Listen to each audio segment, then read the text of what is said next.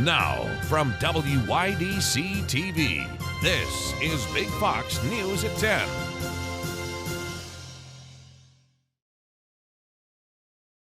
Good evening, I'm Anna Manuel. Elmira College is hosting a series of events to celebrate Black History Month. Big Fox's Josh Feldberg visited the campus for the first event of the month. Elmira College kicked off their Black History Month celebrations earlier today. The events are part of the college's efforts to honor and celebrate Black history and achievements. All of the events this month are free and open to the general public.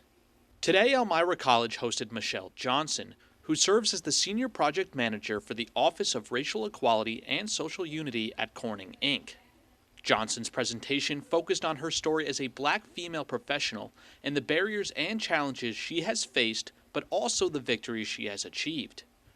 Elmira College's Black History Month celebrations will also include a panel discussion on Black history, a live music event, and a talk on the connection between Elmira College and the Underground Railroad. Larry Parker, the Director of Diversity, Equity, and Inclusion at Elmira College, said that he's excited to highlight these different professionals throughout the month. Parker went on to say, "Our theme this year is about how Black history is in action today.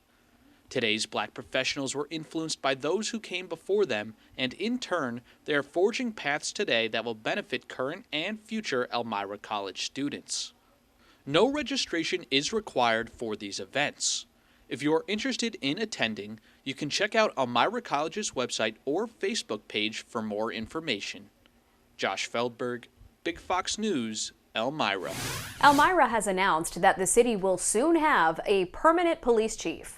The decision comes after interim chief Kristen Thorne was appointed at a city council meeting last week. Thorne replaces former chief Anthony Alvarez, who left the department last month over a refusal to compromise his ethics. The city has still not released any additional information regarding Alvarez's departure. Thorne will be sworn in as chief at 2 p.m. on Friday at City Hall. The man suspected of shooting and killing another man in an Elmira tavern has been charged by a Chemung County grand jury. Shamel Swan has been charged with second-degree murder and 3 counts of criminal possession of a weapon. Police say Swan shot and killed Jeremy Shazer in the Country Tavern on January 21st. He is now awaiting trial. A former shopping plaza in Irwin could be undergoing a transformation. The director of real estate and development for Quickly's convenience store proposed new plans to the Irwin Planning Board. The company would transform the former Ames Plaza into a quick service and restaurant. The travel center is now waiting on approval from the Irwin Planning Board. Wegmans stores have no plans to return to a 24-hour schedule, according to a company spokesperson. The supermarket chain shortened their hours during the COVID-19 pandemic to allow workers more time to clean and restock shelves. Store hours will continue to be 6 a.m. to midnight for the foreseeable future. With Valentine's Day now 1 week away, our Maggie Hall tells us about some local holiday specials for you and your special someone. With Valentine's Day only a week away, couples are making plans to celebrate this holiday of love. The Corning Radisson is hosting for this Valentine's Day. So this year for Valentine's Day, we're going to split it up into 2 parts. Valentine's Day starts on a Tuesday this year, so some people like to celebrate the weekend before. So we are offering dinner in our grill from 4 to 7 on Saturday, and then 5 to 8 again on Valentine's Day.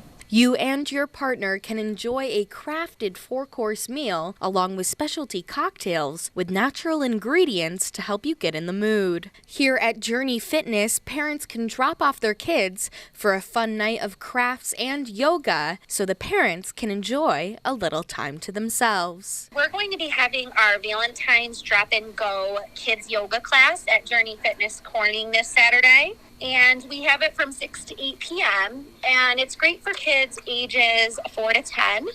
It's $40 per yogi. And it's really exciting because it gives, parents a time to have a night out with a significant other or their friends, and they don't have to feel guilty because their kids get a chance to explore yoga, play games, have a pizza party, do crafts, and we practice mindfulness. To sign your kids up, email kristen.p@journeyfitness333.com or visit their Facebook page, Yoga Junior Kids Yoga and Mindfulness. You can call your favorite local business to see if they're running any holiday specials for this Valentine's Day. Maggie Hall, Big Fox News, Corning. Tensions rising between the U.S. and China after Beijing sent that surveillance balloon over the U.S. The House held a meeting to address the threat China poses to the U.S. Griff Jenkins has more from Washington. The military continuing the process of recovering the debris from the Chinese surveillance balloon that was shot down off the coast of South Carolina over the weekend. Crews combing through a massive search area of roughly the size of 15 football fields. The pieces pulled from the water sent to an FBI lab in Quantico, Virginia for analysis. Meanwhile, lawmakers pushing for answers, with Republicans criticizing the White House for allowing the balloon to spend days flying over the country, including over multiple military sites. The fact that someone gave the president the advice not to shoot it down before it traversed over what appears to be 21 military installations is indefensible. But the Biden administration saying they took all options into account. It was always my position. Once it came over into the United States from Canada, I told the Defense Department I wanted to shoot it down as soon as it was appropriate. In Washington this morning, the House Armed Services Committee holding a hearing to address the national security risk China poses to the U.S. Looming over the meeting, the surveillance balloon and what information it gained while flying over U.S. soil. China is the most challenging national security threat America has faced in 30 years. If we fail to acknowledge that and take immediate action to deter it, the next 30 years could be devastating for our nation.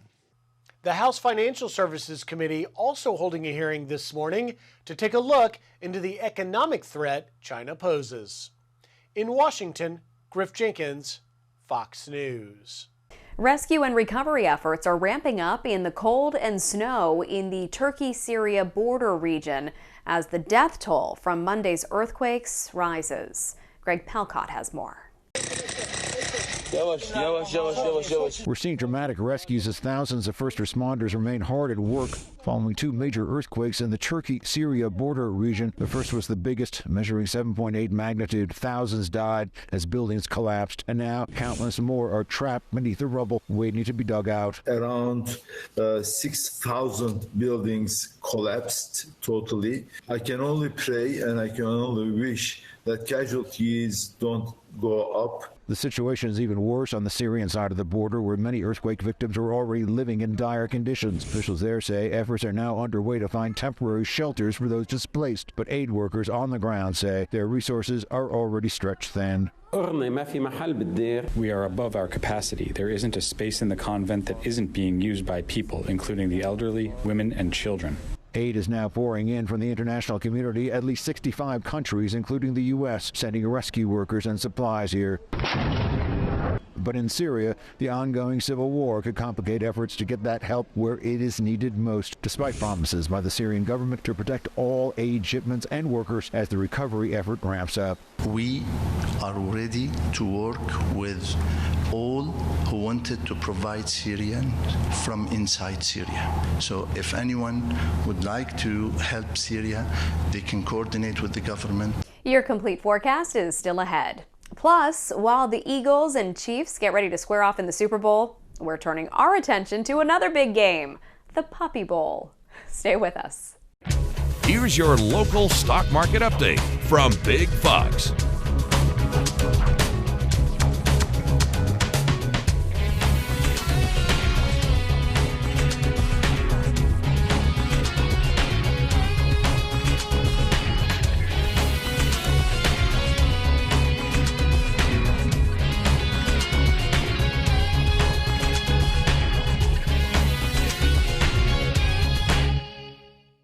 Now, your Twin Tiers forecast from Big Fox.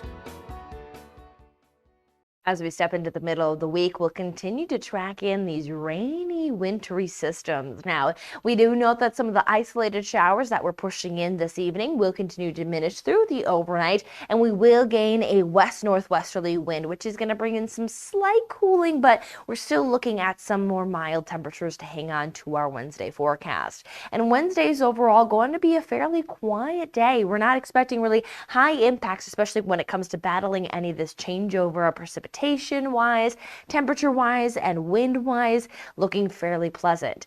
Now, there will be some clearing potential as we head into Wednesday evening, just as we head into sunset time frame, which could allow for our temperatures to fall to and below that freezing mark. Now, what that is going to bring is the potential of some icing into our Thursday morning. Now, how much of that accumulation will we see? Elevation will be dependent and temperature will be dependent, especially on that clearing potential and when the cloud cover returns. As our next system will have that icing potential, but then it's going to turn into more of a windy and rainy system that we will linger into through that Friday forecast. So a little bit more active as we'll continue to head to this end of this week. Weekend is looking a little bit quieter. So heading through Wednesday, again, the showers this evening are diminished. We may see some of that clearing there as we head into Wednesday afternoon. So some blue sky around, but if we hang on to that long enough, that allows for colder surface temperatures. You can see a little bit of that isolated precipitation. It is very isolated, very spotty. Definitely elevations across our Finger Lakes will have more of a dependent on some of that icing, and then we'll be watching for waves of moisture that will keep us under some wet weather into that Friday forecast. So when we look at the ice forecast, you can see that reflectivity showing that a chance will be there, and we'll continue to turn back to this, but you're not seeing really big numbers, maybe a few hundredths of an inch popping up in a few locations, but it will be minimal. And then we'll see that the temperatures are still going to be mild enough to keep us mostly rainfall for these rain systems. So as we head through a quiet Wednesday, we have still, again, mild conditions. We have 40s on the board all the way through those Finger Lakes with some areas of that afternoon sunshine. Thursday, as we start to see that system push in, those temperatures will warm ahead of that first leg, which is actually a warm front, keeping us into those mid-40s. Then we'll have some rain showers. Not going to be heavy, but might get a few moderate showers possible as that system will be pushing on. And then that system will be bringing in some cooling. We'll hang on to some mild conditions early on Friday, but then cooling will take over, and we will start off Saturday as our outlier of more seasonal conditions compared to these above average temperatures that we look to rebuild fairly quickly after getting those cooler conditions on Saturday. We'll have the teens Sunday morning, but we do return to those 40s quickly. Boeing is cutting 2,000 desk jobs. Bed Bath & Beyond has a deal to keep it in business. CVS Health could be getting even bigger, and a new streaming record for Disney+. CJ Papa has today's business briefs. A new report reveals Boeing is getting ready to slash its white-collar workforce.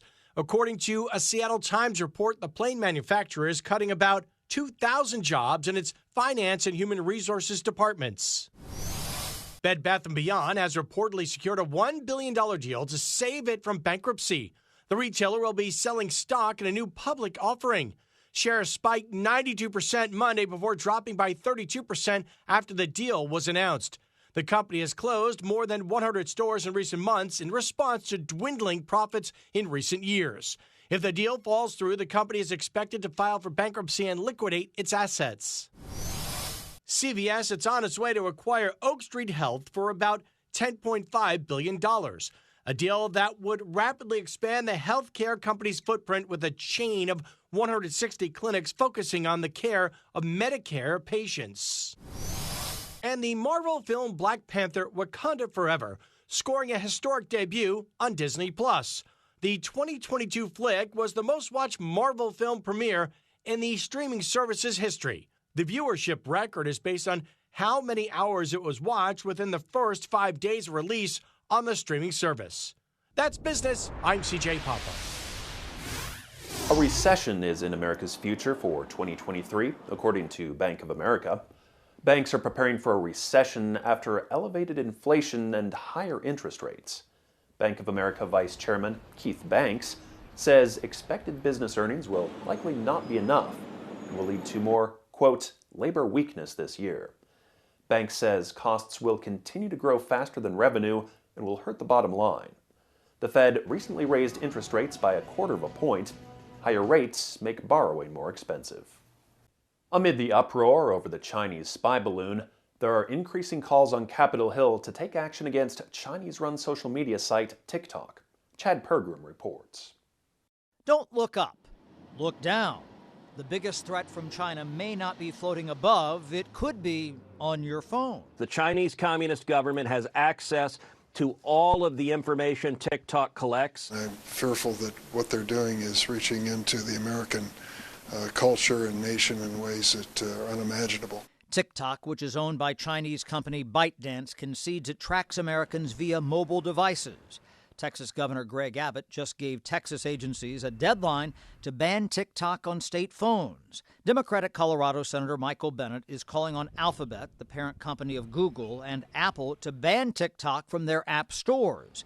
Bennett's idea has bipartisan support. I welcome it. We ought to just ban it in the United States completely. But that's a challenge. Lawmakers want a universal plan to combat future TikToks. It's a big, big hill to climb. This is not going to be the last time we have a foreign technology national security issue. Congress passed a law that bans hostile nations from interfering in American commerce, but there's a carve-out for free speech platforms. That makes it hard to ban TikTok unless Congress changes the law. TikTok is now amplifying lobbying to preserve its foothold as the app faces more scrutiny about its ties with Beijing. TikTok recently offered more transparency, including inviting American regulators to inspect its algorithms to continue operating in the U.S. They're now working with U.S. intelligence folks so the Chinese cannot get access and use it for spying. A TikTok spokesman called pushes to ban the app politically motivated and says a prohibition won't enhance U.S. security. TikTok CEO testifies before a House panel in March. Lawmakers have questions about how the app impacts kids. On Super Bowl Sunday, some special dogs will have their own gridiron glory.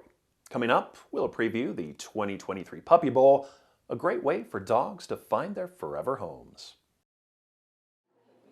Taking a vitamin D supplement every day may prevent some from developing type 2 diabetes.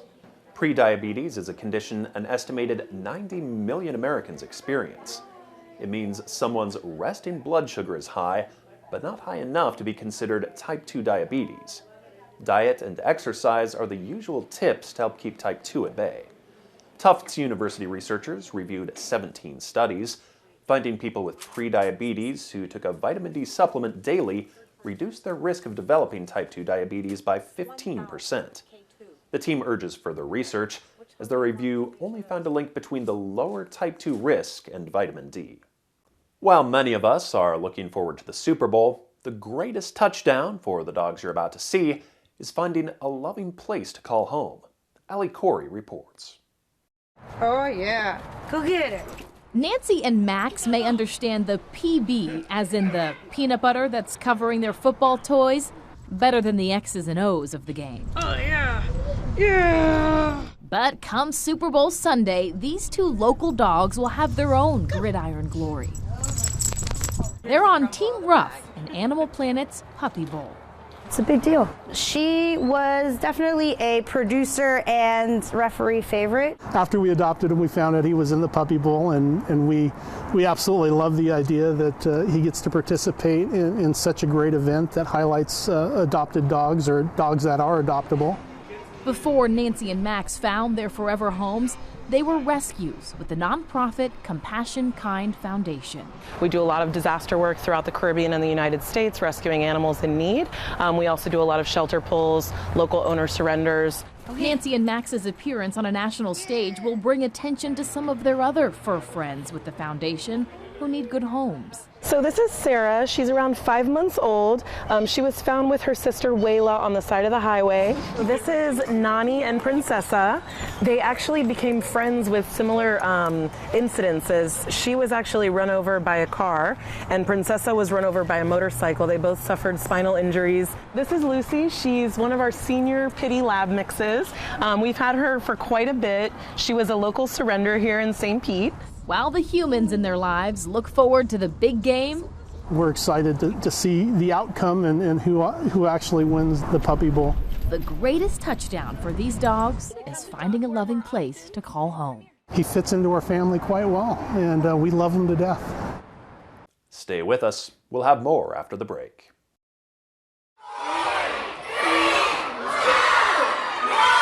We want to leave you with a smile. An elementary school tries to secure a spot in the world record books. Students and educators at Red Apple Elementary School in Wisconsin knocked over more than 7,000 cereal boxes. It was all in an attempt to break the Guinness World Record for the most cereal boxes toppled in a domino fashion. That effort took hours to set up, with boxes lined up throughout hallways and on multiple floors. The school still has to wait to find out if their attempt was successful. The current record is held by New York's Long Beach Middle School. They set the record in May 2021 by toppling 6,391 cereal boxes. I'm Scott Beadle. Thanks so much for watching.